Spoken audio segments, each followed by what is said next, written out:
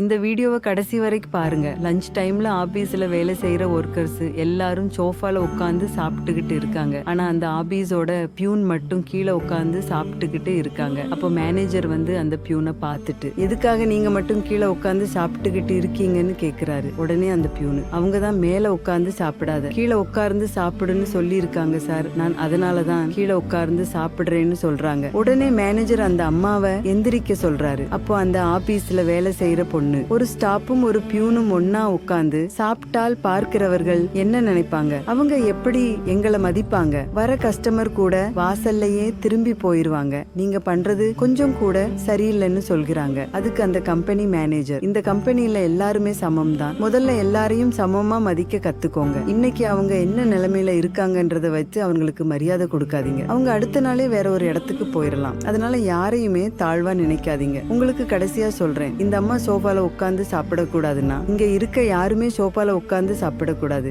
எல்லாருமே கீழே உட்கார்ந்து சாப்பிடுங்கன்னு கோவமா சொல்றாரு. அதை கேட்டுட்டு அந்த பொண்ணுங்க முடியாதுன்னு சொல்றாங்க. உடனே இவரு, நாளையில இருந்து இங்க சோஃபாவே இருக்காது, நீங்க எல்லாரும் கீழே தான் உட்கார்ந்து சாப்பிடணும், நான் சொல்றதுல உங்களுக்கு விருப்பம் இல்லைன்னா தாராளமா கம்பெனியை விட்டு வெளியே போலாம்னு சொல்றாரு. அதுக்கப்புறம் அந்த 2 பெண்களும், நாங்க பண்ணது தப்பு தான், எங்களை மன்னிச்சிருங்க, இது போல இதுக்கு அப்புறம் நாங்க நடந்துக்க மாட்டோம், வாங்க எல்லாரும் ஒன்னாவே உட்கார்ந்து சாப்பிடலாம்னு சொல்லிட்டு அந்த பியூன சோஃபால உட்கார சொல்றாங்க. இந்த கம்பெனி மேனேஜர் செஞ்ச செயல் சரின்னு நினைக்கிறவங்க இந்த வீடியோவுக்கு ஒரு லைக் போட்டு கமெண்ட்ல சூப்பர்னு கமெண்ட் பண்ணுங்க.